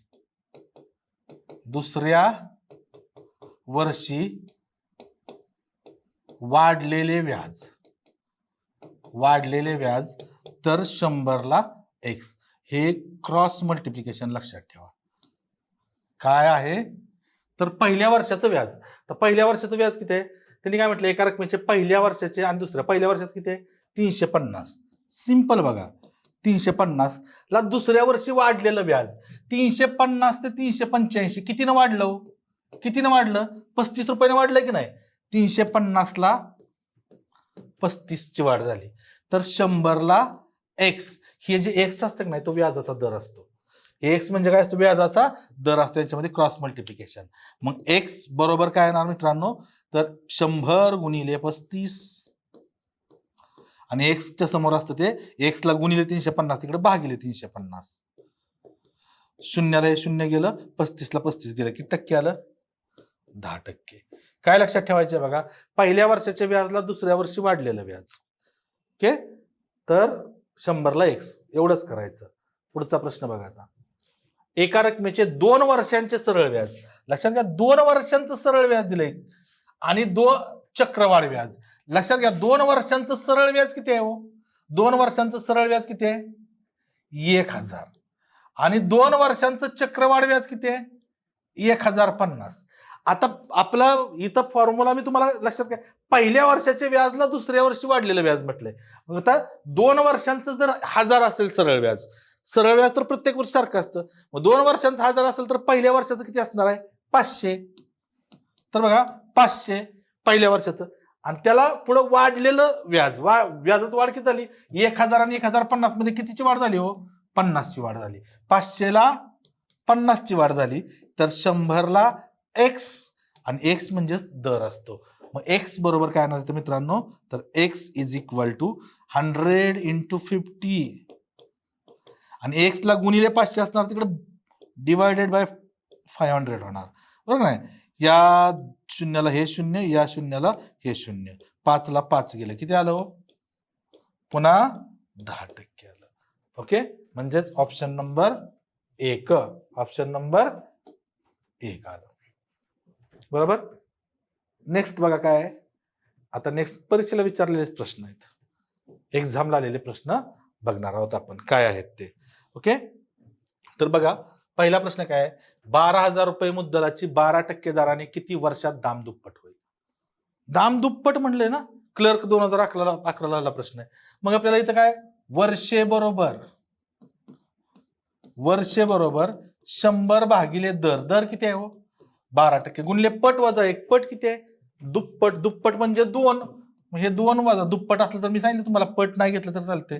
मग इथं 12 जर आता इथं अपूर्णांकात दिलेली उत्तर आहेत, बरोबर नाही? मग इथं भाग देऊ आपण, 4 भाग जातोय, 4 त्रिक 12, 4 दोन्ही 8 आणि 4 पंचे 20.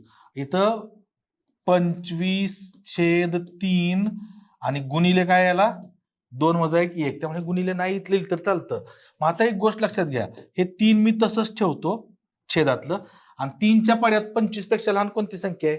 तर 24 आहे. ती किती पट आहे? 3च्या किती पट आहे? 3 8 24, आणि बाकी किती उरते? 1 बाकी उरणं म्हणजे अंश उरणं, तो 1 अंश असतो, लक्षात ठेवा. 3 8 24 आणि 1 25, बरोबर का? म्हणजे उत्तर किती आलं?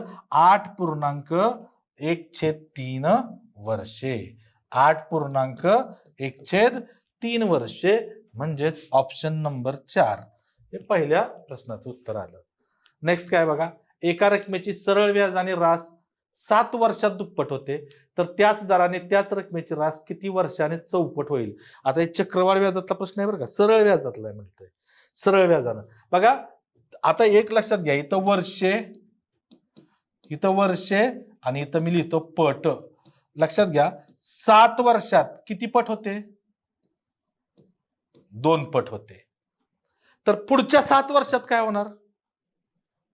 अजून 1 पट वाढणार, म्हणजे दुपटीचे काय तिप्पट. कारण सरळ व्याज हे कसं समान असतं, दरवर्षी समान असतं.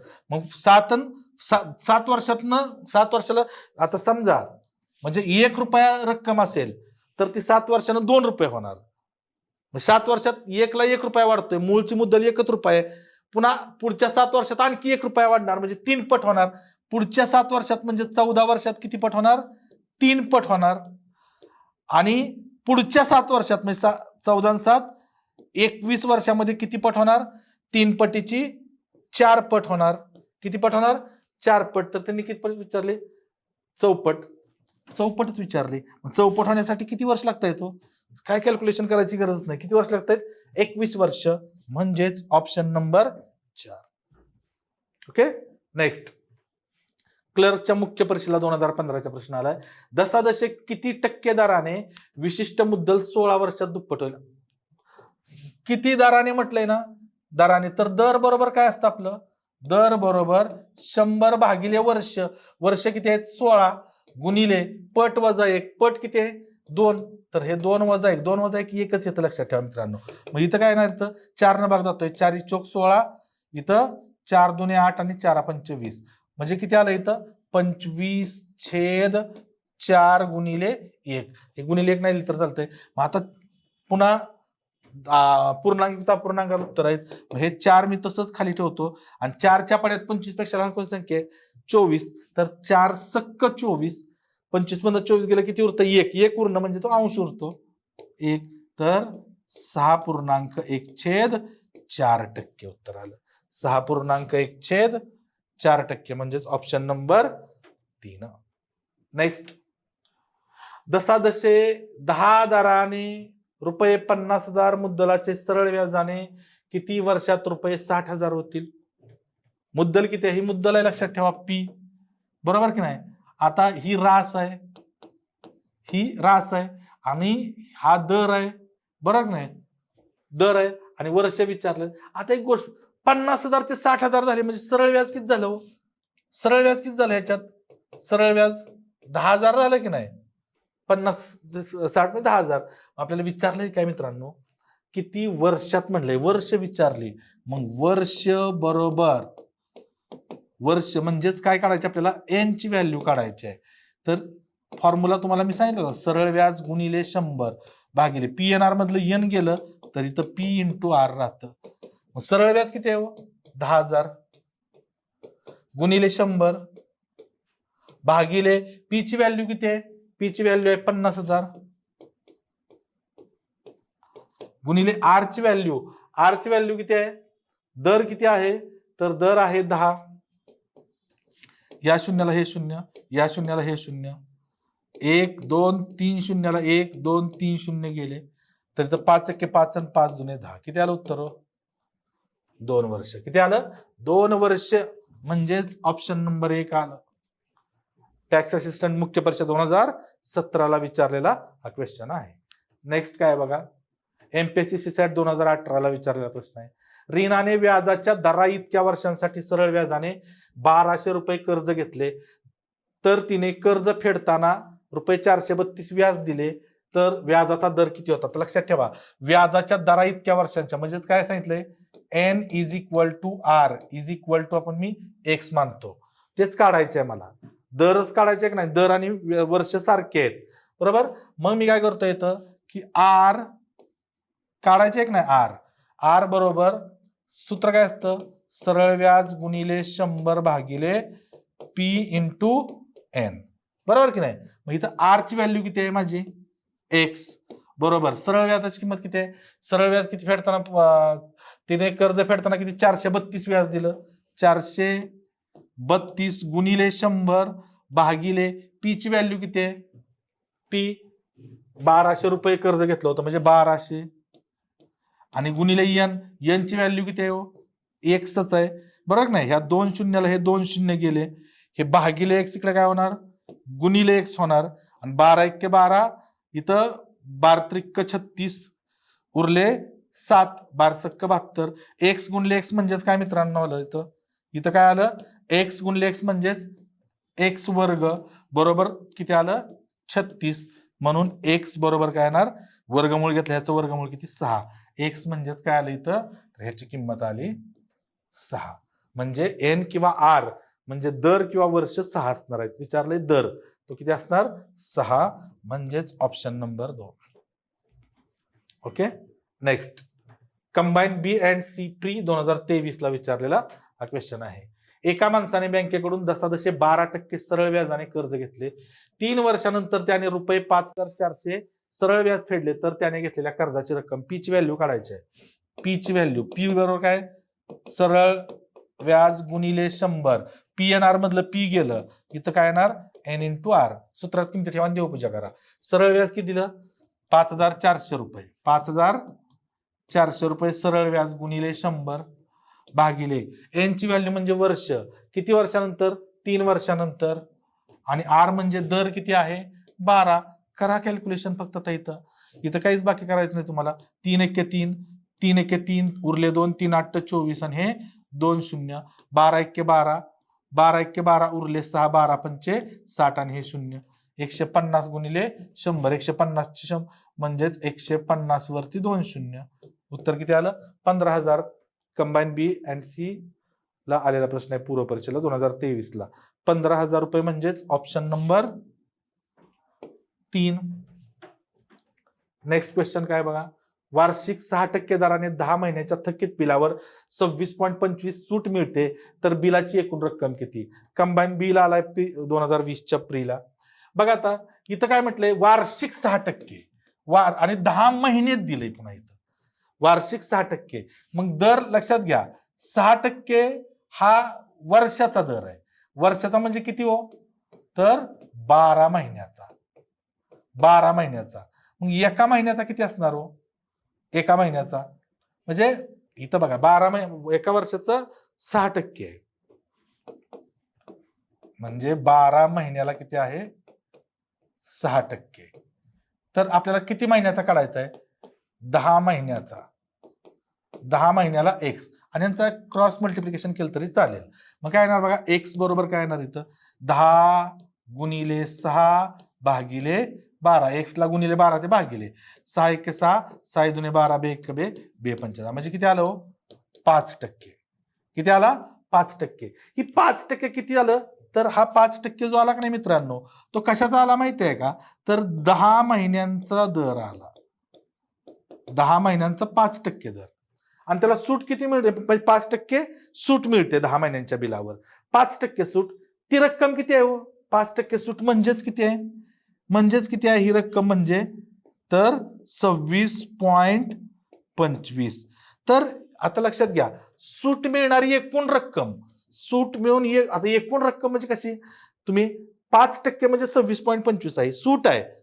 तर 100% म्हणजे काय असणार? सूट देऊन बिलाची रक्कम 10 महिन्याची, बरोबर नाही? तर बघा आता मग एकूण रक्कम कशी करणार इथं? मग आपला फॉर्म्युला तोच शॉर्टकट कोणता? निवडणुकीसाठी वापरेल टक्क्याने रक्कम त्याप्रमाणेच. तर इथं टक्के आणि इथं रक्कम. तर लक्षात घ्या 5%. 5% म्हणजे किती आहे? 26.25. तर 100% म्हणजे किती? हे टोटल बिल निघणार कशाचं माहिती आहे का? सूट देऊन असणार. कारण 5% सूट आहे, 26.25 सूट आहे. सूट देऊन असणार बिल तुम्हाला भेटणार. मग x इज इक्वल टू 100 गुणिले 26.25 आणि x ला गुणिले 5 तिकडे भागिले 5 होणार. मग 100 गुणिले 26.25 म्हणजेच काय आलं मित्रांनो? 2625. हे दोन 100 न गुणतोय की नाही आपण, भागिले 5. 5 1 5, 5 5 25, उरले 1, 5 दुने 10, उरले 2, 5 5 25. तर किती आलं बघा? 525. 525 हे काय झालं माहिती आहे का? सूट देऊन आलेलं बिल झालं. म्हणून एकूण बिल बघा, एकूण बिल बरोबर सूट देऊन आलेलं बिल किती आहे? 525.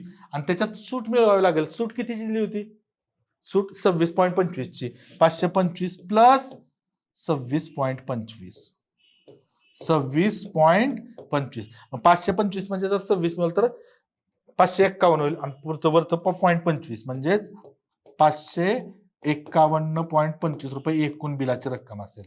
म्हणजेच ऑप्शन नंबर 4. येते लक्षात? नंतरचा प्रश्न काय बघा.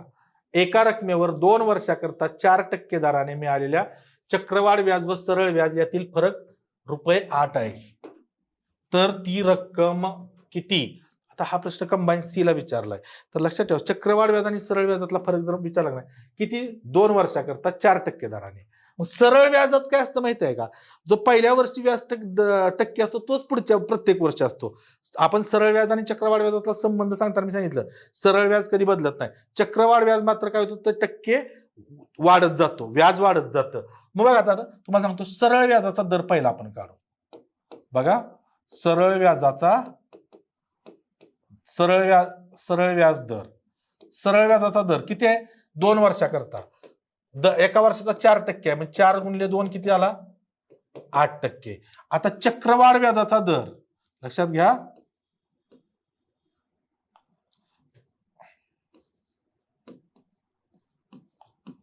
चक्रवाढ व्याज दर 2 वर्षाचा तो कसा काढायचा माहिती आहे का? लक्षात घ्या, हे 4 आहे की नाही, हे 4 एका वर्षाचं दुसऱ्या वर्षाचं 4 आणि 4 8 हे 2 वर्षाचं. पण त्याच्यात काय होतं ऍक्च्युली पुन्हा की समान आहे का नाही 2 वर्षाचं, तर 2 वर्ष आहेत म्हणून फक्त काय करायचं माहिती आहे का, हे 4चा वर्ग करायचा आणि भागिले 100 करायचं, संपला विषय.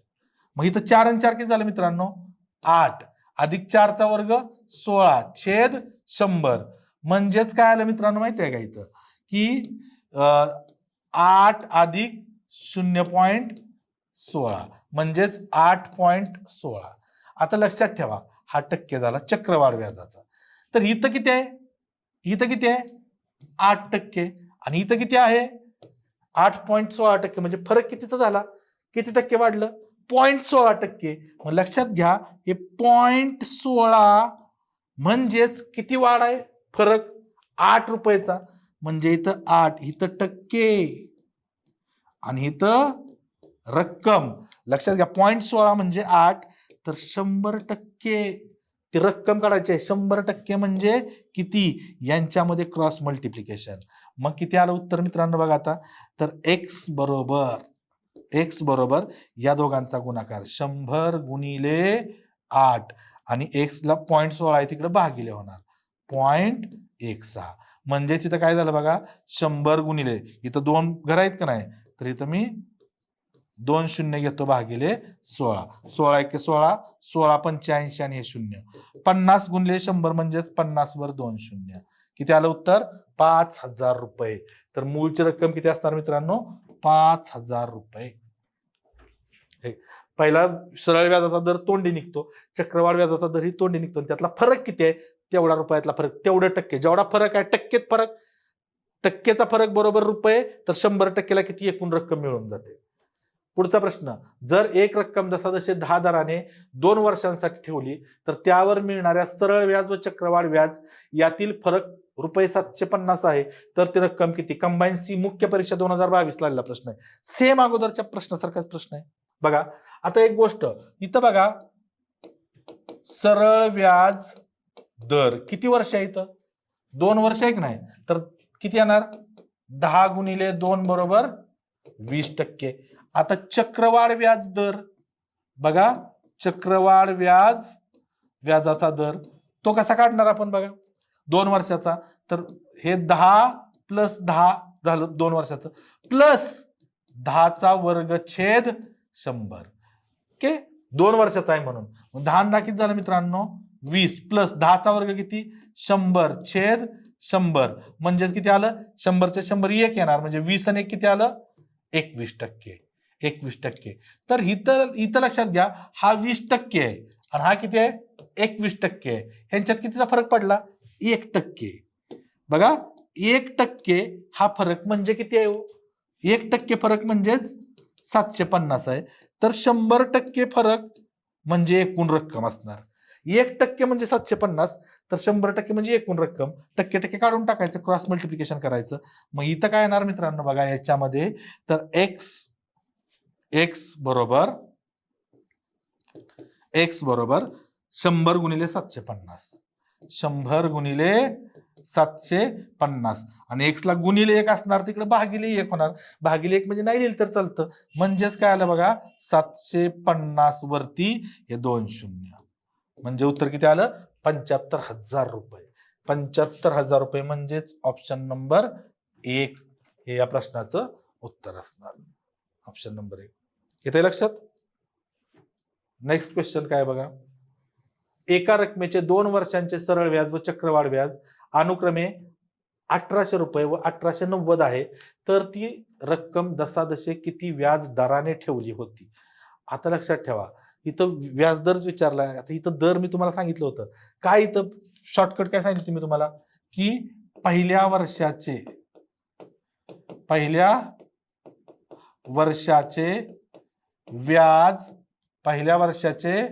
व्याजला वाढ किती झाली व्याजामध्ये, वाढलेले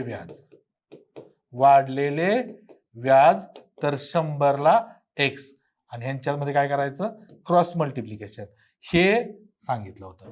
आता बघा 2 वर्षांचे सरळ व्याज व चक्रवाढ व्याज अनुक्रमे म्हटले. मग 2 वर्षांचे सरळ व्याज किती असणार हो, तर ते किती असणार 1800 रुपये. म्हणजे पहिल्या वर्षाचं किती असणार 900 ला वाढलेले व्याज वाढलं की ते 1800चं 1890 झालं, म्हणजे 90 न वाढलं तर खालचं जे आहे ते 100ला एक्स तसंच ठेवायचं आणि यांच्यात क्रॉस म्हटली एक्स गुणिले 900 किंवा एक्स बरोबर आपल्याला काढायचे आता. मग एक्स बरोबर 100 गुणिले 90, 100 गुणिले 90 आणि एक्स ला गुणिले 900 तिकडे भागिले 900 होणार. ह्या शून्याला हे शून्य, या शून्याला हे शून्य, 9 ला 9 गेलं किती आलं हो? 10% आलं. किती आलं? 10%. 10% म्हणजेच ऑप्शन नंबर 1. ऑप्शन नंबर 1 हे फायनल आन्सर. येते लक्षात? ठीक आहे. तर अशा पद्धतीने मित्रांनो आपण सरळ व्याज आणि चक्रवाढ व्याज या घटकावर आधारित असणारे प्रश्न, अगदी सर्व टाइप्स, शॉर्टकट्स आणि एक्झामला आलेले प्रश्न पाहिले. ओके, तर आजच्या सेशनमध्ये आपण इथंच थांबूया. पुन्हा भेट होईल नवीन सेशनमध्ये नवीन प्रकरणासोबत. ओके, तात्पुरतं इथंच थांबूया. धन्यवाद. Thank you so much.